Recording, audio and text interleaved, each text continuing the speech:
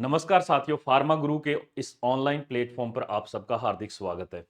आपने देखा होगा और पिछले 7-8 दिन से और 15 दिन से एक खबर धीरे-धीरे आग की तरह फैलती जा रही है और अब इसने बहुत बड़ा स्वरूप ले लिया है। किसी कफ सिरप के कारण छोटे-छोटे बच्चों की जान जा रही है। इवन यहाँ तक कि मैं आपको इस पर भी लेके जाऊँगा कि बड़े भी इससे संक्रमित हुए इस कफ सिरप से।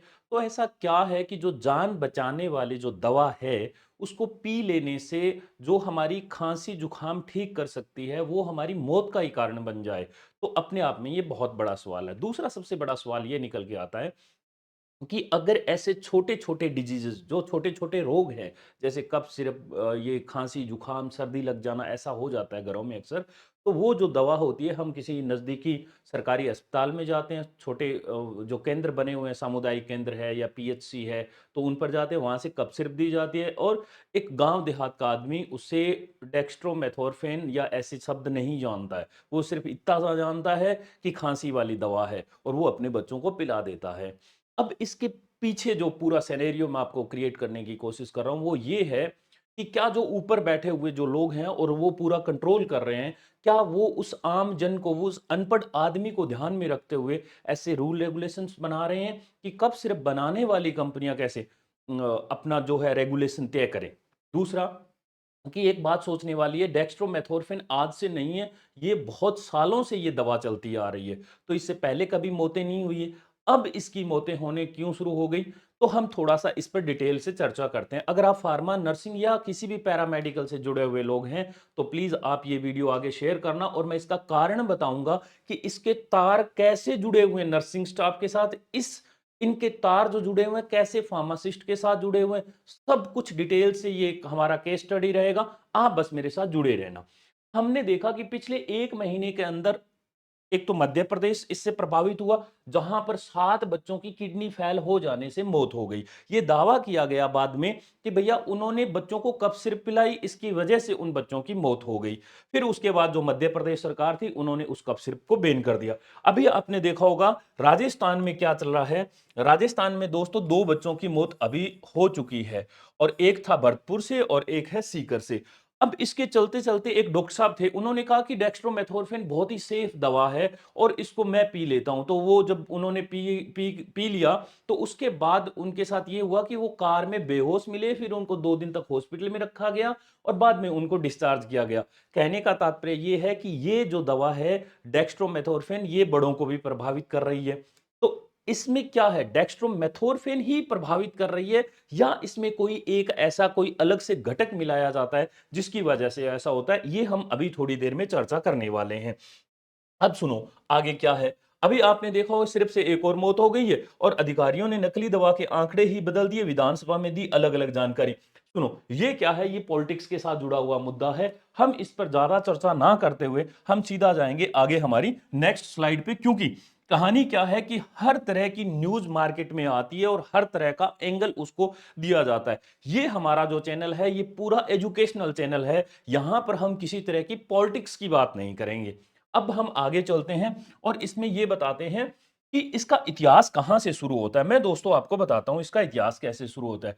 भारत से एक ड्रग को एक्सपोर्ट किया गया था और ये किया गया था, एक गांबिया नाम का देश था वहां, और वहां पर 70 बच्चों की मौत हो गई थी दोस्तों, 70 बच्चों की। अब जब वहां पर इनको बैन कर दिया गया था, इसमें ये पूरी खबर है, और यहां पर एक 30 वर्षीय ये जो अपने बेटे मूसा की तस्वीर लिए बैठी है, 10 अक्टूबर को इसकी किडनी फेल हो जाने की वजह से इस बच्चे की मौत हो गई। ये 2022 की मैं खबर बता रहा हूं, इतिहास थोड़ा सा सुनो। अब जैसे ही इसको किया गया बैन, उसके बाद क्या हुआ, हमारे यहाँ पर कुछ एक घटनाएं बीच बीच में होती रही, परंतु अब पिछले दिनों छिंदवाड़ा में एक बहुत बड़ी घटना हुई। अब राजस्थान में हुई। राजस्थान में जैसे ही ये घटना घटी, तो इसके होते ही सरकार ने तुरंत एक्शन लेते हुए, एक केसंस नाम की कंपनी है जिसके बारे में आपने सबने सुना होगा, केसंस की मैन्युफैक्चरिंग जो है वो अब उन्होंने बैन कर दी है और बंद कर दी है। अब ये केसंस क्या करती है, ये जितनी भी सरकारी पीएचसी या हॉस्पिटल है, इन सभी चिकित्सालयों में ये केसंस जो है ये कफ सिर्फ प्रोवाइड करवाती है या अपनी अलग अलग तरह की अलग अलग दवाइयां प्रोवाइड करवाती है। अब सुनो आगे क्या है। 2012 से लेकर और 2022 तक दोस्तों केसंस फार्मा के 42 सैंपल फेल हो चुके हैं। मैं क्या कह रहा हूं, ये एक न्यूज में आई हुई खबर है। 2012 से 2022 तक 42 सैंपल फेल हो चुके थे, फिर भी ये कंपनी लगातार मैन्युफैक्चरिंग कर रही थी। तो यहां पर सवाल खड़े होते हैं कि क्या इन कंपनियों के लिए कोई रूल रेगुलेशंस नहीं है? क्या इन पर कोई कंट्रोलिंग बॉडी नहीं है? अगर कंट्रोलिंग बॉडी है, ड्रग कंट्रोलर ऑफ इंडिया है, ड्रग कंट्रोलर ऑफ राजस्थान है, पूरा ड्रग डिपार्टमेंट है, हमारा मेडिकल का डिपार्टमेंट है, क्या उनमें बैठे हुए जो उच्चाधिकारी हैं, जो इन बात को कायदे कानून को तय करते हैं, वो सारे के सारे सोए हुए थे? अगर नहीं सोए हुए थे तो फिर ये आज घटनाएं क्यों घट रही है? 42 सैंपल फेल हो जाने के बाद कैसे ये आंकड़े सामने आए और कैसे ये कंपनी अभी तक चल रही है? अब सुनो कहानी क्या है। मैं आपको ये कह रहा हूं, एक बात मैं आपको बड़े तसल्ली से बता देता हूं कि इस घटना के पीछे का क्या है। देखो, कप सिरप में क्या, ये एक भास्कर की न्यूज है। कप सिरप में एक कहते हैं कि ब्रेक ऑयल का सोलवेंट डाल रहे हैं। सुनो दोस्तों, मैं कहता हूं कि एक कप सिरप है और इस कप सिरप को बनाने के लिए इसमें बहुत सारी चीज है। तो हमने कहा कि इसका जो मुख्य घटक है, मैंने क्या कहा, मुख्य घटक है ना, इंग्रेडिएंट, इसका मेन ड्रग क्या है? तो हमने कहा ये है डेक्स्ट्रोमेथोर्फिन। ठीक है, अब ये जो डेक्स्ट्रोमेथोर्फिन है, इसको बनाने के लिए हमें क्या करना पड़ता है? बेस देना पड़ता है इसको, इसमें कुछ एक बेस मिलाने पड़ते हैं। अब ये बेस क्या होता है? जैसे आप शिकंजी बनाते हैं तो उसमें जो आप मेन आधार रखते हैं वो पानी को रखते हैं। बेस क्या है? उसमें पानी रहता है, उसमें आप नींबू मिलाते हैं, कुछ मीठा मिलाते हैं, वो अलग से काम करता है। तो वैसे ही एक बेस तैयार किया जाता है। बेस होते हैं दोस्तों, एक होता है पीईजी, है ना, पॉली एथाइलिन ग्लाइकोल होता है, और एक गिल्सरीन भी आता है।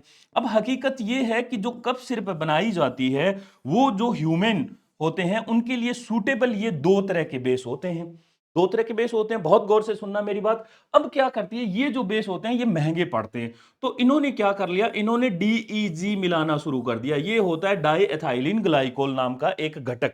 और ये क्या होता है, ये जो उद्योग होते हैं, पेंट बनाने के उद्योग, उनमें इस्तेमाल किया जाता है। अब ये पेंट बनाने वाले जितने उद्योग हैं, जैसे रंग रोगन बनाने वाले उद्योग है, उनमें ये किया जाता है और ये बहुत सस्ता पड़ता है। परंतु ये वाला जो है ये बहुत महंगा पड़ता है, ये होता है पीईजी या ग्लिसरीन। तो ये लोग क्या करते हैं कि ये इसमें डीईजी मिला देते हैं। अब जैसे ही डीईजी मिला दिया, उसके बाद यह एक तरह की जहरीली दवा बन चुकी है। अब इसमें 4 साल के अगर छोटे बच्चों को आप दवा दोगे, तो वो बच्चे की मौत होना तय लगभग हो जाता है, क्योंकि उसकी किडनी फेल हो जाती है, या जिन बच्चों में इम्यूनिटी डाउन होती है, उनकी रोग प्रतिरोधक क्षमता या उनके अंदर लड़ने की ताकत नहीं होती है, जहर उनके शरीर में फैल जाता है। अब देखो क्या है, अब अगर ये सारा कुछ हमें पता चला कैसे, क्योंकि इस अखबार ने ऐसा बताया। उसके बाद देखो, आप जहां जहां देखोगे वहां वहां एक ही चीज सेम आ रही है। अभी तक सरकार ने सैंपल और भेज रखे हैं, राजस्थान सरकार ने। जांच आने के बाद ही पता चलेगा कि इसमें डीईजी का घटक कितना है और कौन सा क्या रहने वाला है। हम एक बार बताते हैं, सिर्फ है जो ये तो हुआ। अब ये जो मैंने आपको गांबिया वाली जो घटना बताई, देश वाली, इसमें भी सेम ऐसा ही मामला सामने आया, और इसमें साफ सुथरे शब्दों में लिखा हुआ था कि भैया इसमें ये डाई एथिलीन ग्लाइकोल और एथिलीन ग्लाइकोल मौजूद थे, जो रसायन अक्सर उद्योग में उपयोग में लिए जाते हैं। ये घटना क्यों घटती है, अब मैं आपको बताता हूं। इसके ऊपर जो फार्मासिस्ट और नर्सिंग स्टाफ के मैं एंगल की बात कर रहा था दोस्तों, अभी हमारे जो प्रिंसिपल सेक्रेटरी हैं मेडिकल हेल्थ डिपार्टमेंट के, मैडम गायत्री राठौड़, इन्होंने कहा था कि जो सेंट्रल गवर्नमेंट है, इन्होंने 2021 में एक एडवाइजरी जारी की थी अगेंस्ट किसके, ये कह रहे हैं डेक्स्ट्रोमेथोर्फिन सिरप को देने के लिए, एडमिनिस्ट्रेशन ऑफ डेक्स्ट्रोमेथोर्फिन। और उसमें साफ लिखा गया था कि 4 साल से कम उम्र के बच्चों को आप यह सिरप नहीं दे सकते। आप ये जो सिरप है ये इन बच्चों के लिए इस्तेमाल नहीं कर सकते। अब हुआ क्या कि जब ये एडवाइजरी जारी कर दी गई है, तो फिर ये उन बच्चों को दवा क्यों दी जा रही है, इस बात का सबसे बड़ा सवाल है। और ये सवाल उठता है फार्मासिस्ट भाइयों पे। अब मैं कहता हूं कि आप लोगों ने मेरा पिछला वीडियो देखा होगा, नर्सिंग वाला भी देखा होगा, या फिर मैं कहूं आप लोगों ने मेरा फार्मासिस्ट वाला भी देखा होगा। उसमें मैंने एक शब्द का इस्तेमाल किया था, ठेका प्रथा। और ये मैं नहीं कह रहा हूं, ये बड़े बड़े न्यूज जो पेपर हैं उनमें आई हुई है। ठेका प्रथा के थ्रू क्या होता है, back gate entry, back gate entry जो होती है, उसके माध्यम से आप नौकरी दे देते हैं। अब जब नौकरी मिल जाती है उनको, तो उन लोगों को नहीं पता होता, क्योंकि वो क्या करते हैं, डी फार्मा या बी फार्मा, डी फार्मा ऐसे जो है ये दूसरे राज्यों से क्या है, पैसे देकर बड़े-बड़ी ये परसेंटेज बनाकर 90% या आप 95% ऐसी चीज़ें बनाकर आ जाते हैं, ऐसी परसेंटेज बना के आ जाते हैं और फिर हॉस्पिटल में घुस जाते हैं। इन्हें नहीं पता डीईजी का फुल फॉर्म क्या होता है। मोस्टली मैं दावे के साथ ये कह सकता हूं कि जो पैसे देकर फर्जी डिप्लोमा लेकर आज संविदा में कहीं सेट हुए बैठे हैं, अपनी नौकरी बचाए हुए बैठे हैं, उन लोगों से अगर कोई कह देना कि डीईजी क्या होता है, तो उन लोगों को, मोस्टली जो पीपल्स हैं, उनको नहीं पता होगा। अब जब इस मैडम ने कहा कि सेंट्रल गवर्नमेंट ने एडवाइजरी जारी की, तो ये जो सारे चने देकर पास होकर जो अंदर डिपार्टमेंट में घुसे हुए जो लोग हैं, भाई साहब, हकीकत में इनको ये एडवाइजरी पढ़नी नहीं आती। इनको नहीं पता है कि डीईजी क्या होता है, पीईजी क्या होता है, गिल्सरिन क्या होता है। ये सब इनको नहीं मालूम होता। ये उठाते हैं बॉक्स से और दे देते हैं। अब सुनो क्या कहानी है। अभी अभी मैं एक रिपोर्ट देख रहा था। ये शरत कुमार हैं, ये शरत कुमार हैं। आज तक का इनके पास माइक है और ये पहुंचते हैं जयपुर की एक पीएचसी पर, और वहां पर जाकर ये एक नर्सिंग ऑफिसर हैं और इनसे एक सवाल पूछते हैं नर्सिंग ऑफिसर से कि भाई साहब आप यहाँ पर क्या है? तो इन्होंने कहा कि सर मैं यहाँ पर हूँ एक नर्सिंग ऑफिसर। फिर इनको पूछा कि आपका काम क्या है? तो इन्होंने कहा कि हम इंजेक्शन लगा देते हैं, ड्रेसिंग कर देते हैं, है ना, कोई छोटा मोटा किसी का ट्रीटमेंट होता है। तो फिर इनके बाजू में एक मैडम और खड़ी थी जो दवा बांट रही थी। फिर इन्होंने अगला सवाल उनका नाम पूछा और भाई साहब इनसे पूछा गया कि आप क्या करती हैं मैडम? तो इन मैडम ने ये कहा, ये भी नर्सिंग ऑफिसर है, इन मैडम ने ये कहा कि मैं यहाँ पे दवा बांट रही हूँ। तो इन्होंने, शरत कुमार जी ने पूछा कि क्या आपके पास ये एक जो दवा बांटने का डिप्लोमा या डिग्री होता है, क्या आप रजिस्टर्ड हैं उसके लिए? तो इन्होंने आगे से कहा कि हमने इसकी ट्रेनिंग ली हुई है और हमें लास्ट में सिखाया जाता है। दोस्तों, ये मैडम शायद कितना पढ़ी लिखी हैं और नर्सिंग ऑफिसर हैं। मैं इनके लिए इनके एजुकेशन क्वालिटी पे सवाल नहीं उठा रहा हूँ। ये कुछ पढ़ लिख के आई हैं तभी आज अंदर है, परंतु इनकी नर्सिंग ऑफिसर का हिस्सा नहीं होता है।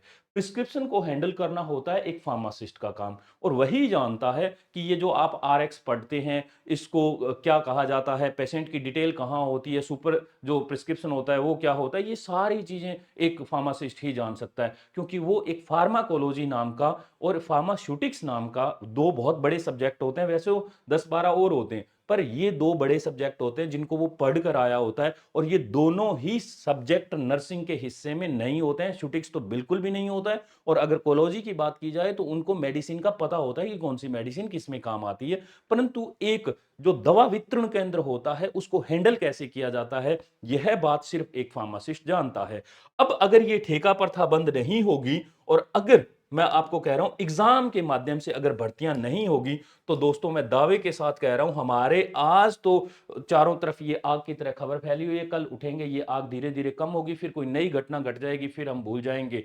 तो जितने भी ठेके से लगे हुए लोग हैं, ठेके के थ्रू हमारे यहाँ पर कर्मचारी लग रहे हैं, 1 लाख 2 लाख जो भी उनका रेशो तय होता है, उनके माध्यम से जाते हैं और घुस जाते हैं। अभी मेरा पिछले वीडियो में मैंने उसका अखबार का एक कटिंग भी डाला था, उसमें साफ लिखा हुआ था कि साहब आप बैकडेट एंट्री ले लो। अब बैकडेट एंट्री में क्या होता है कि आप तो पैसे दे के नौकरी लग जाते हैं। उन्हें कोई मतलब नहीं है, उन्हें क्या चाहिए, उन्हें चाहिए 10%, उन्हें चाहिए 20%, और फिर चाहिए 30%। 3 साल हो गए, उनको 30% मिल गए। अब ये 30% लेके अपना आगे जाएंगे और बाद में ये अपनी मेरिट के आधार पर भर्तियां करवाने के पीछे पड़े रहेंगे। इन्हें कोई मतलब नहीं है कि आपके स्वास्थ्य के साथ खिलवाड़ हो रहा है, राजस्थान प्रदेश के स्वास्थ्य के साथ खिलवाड़ हो रहा है। जब सारे भर्तियां एग्जाम के माध्यम से होती है तो आप डिजर्विंग, अभी मैंने पॉलिटिकल साइंस का एक रिजल्ट देखा, सरकार ने पेपर लिया, 225 में से 6 ही आदमी पास हुए। इसका मतलब क्या हुआ, सिर्फ 6 ही तो थे जो डिजर्विंग थे, बाकी नहीं थे तो घर बैठे अपने, सीटें खाली गई। कोई बात नहीं, फिर से एग्जाम रिक्रूटमेंट आएगा, फिर से ले लेंगे। पर कम से कम इससे नॉलेज का तो पता चल रहा है कि इनमें से सिर्फ 6 लोग हैं जिनके पास इस बात का नॉलेज है, बाकी तो नहीं है। तो वैसे ही मैं ये कहता हूं कि फार्मासिस्ट जैसी भर्ती जो होती है, जो फार्मासिस्ट जैसी भर्ती है, नर्सिंग ऑफिसर जैसी भर्ती है, या चाहे लैब टेक्नीशियन हो या मैं कहूं ईसीजी वाला हो, कोई भी हो, ये सारे के सारे पैरामेडिकल के जितने भी है, इनमें कॉन्ट्रैक्ट बेस भर्ती बंद करनी पड़ेगी, परमानेंट भर्ती लानी पड़ेगी और एग्जाम के माध्यम से लानी पड़ेगी। तब आप किसी एक ऐसे इंसान को, डिजर्विंग कैंडिडेट को सिलेक्ट कर पाओगे, और वो जब अंदर जाएगा तो उसे अपनी रिस्पॉन्सिबिलिटी पता होगी, उसे एथिक्स पता होंगे, उसे ड्रग एंड कंट्रोल जो 1945 पढ़ते हैं हम, वो पता होगा, उसको लेबर एक्ट के बारे में पता होगा, उसको फार्माकोलॉजी, शूटिक्स और कोग्नोसिस सब के बारे में पता होगा। ये वो सारे सब्जेक्ट्स हैं जो 4 साल में वो घिस के आता है। कम से कम 2 साल में वो बेसिक आधार तो ज़रूर पढ़ के आता है, अगर वो डिप्लोमा भी किया हुआ है तो। परंतु अगर कोई आदमी बाहर के राज्यों से पैसे देकर डिप्लोमा उठा के लाया हुआ है, उसे कोई मतलब नहीं है। मैंने ऐसे-ऐसे स्टूडेंट देखे हैं जो फार्मेसी को इस तरह से लिखते हैं। आज भी फार्मेसी में इस तरह के हैं, क्या वो कैंडिडेट लायक हैं क्या कि वो आज हकीकत में उस डिपार्टमेंट में रहे? वो बिल्कुल भी लायक नहीं है। उन्हें यही नहीं पता कि जो फार्मा होता है वो पीएच से शुरू होता है। इतने हमारे डिपार्टमेंट में लोग घुसे हुए हैं। ये कीड़े हैं, ये डिपार्टमेंट को लेकर कीड़े हैं। लास्ट में ये बातें सरकारों पे आ जाती है, मंत्रियों पे आ जाती है, फिर उनका एंगल निकाला जाता है। जबकि ध्यान देने की आवश्यकता ये होती है कि भाई साहब, जो सबसे निचला पायदान है, जिसके हाथों से दवा बांटी जा रही है, गायत्री राठौड़ मैडम ने क्या कहा 2021 में जब एडवाइजरी जारी कर दी गई थी, तो आप क्यों दवा बांट रहे हो? पर उस एडवाइजरी को पढ़े तो सही, किसी को समझ तो आए। पढ़ने वाले तो है ही नहीं वहां पे। उनके लिए एडवाइजरी व्हाट्सएप पे आई, उन्होंने देखी, उन्होंने स्क्रॉल कर दी आगे, क्योंकि इंस्टाग्राम का जमाना है। कौन पढ़े उस एडवाइजरी को? जबकि ये 2021 में सेंट्रल गवर्नमेंट मोदी जी ने पहले ही कह दिया था। अब ये है सबसे बड़ा सवाल कि हमारा तंत्र जो है, उसकी नींव जो है वो खत्म हो चुकी है। ऊपर आप कितनी मर्जी मंजिलें डालते रहो, कितना मर्जी कुछ करते रहो, आपके जितने भी सरकारी चिकित्सालय हो चाहे सरकारी महकमे हो, उसमें कोई अच्छा कैंडिडेट घुसेगा तब जाके वो डिपार्टमेंट सुधरेगा। तो अब मैं आपसे लास्ट में गुजारिश करूंगा कि अगर आप एक फार्मासिस्ट हैं, नर्सिंग ऑफिसर है या कोई भी हैं, तो ये आप वीडियो ज़्यादा से ज़्यादा शेयर करना, ताकि अगर इसके माध्यम से भी सरकार तक आवाज़ पहुंचे तो भी हम पहुंचाने के लिए ऐसे हर रोज़ वीडियो लाएंगे। बहुत बहुत शुक्रिया, बहुत बहुत धन्यवाद।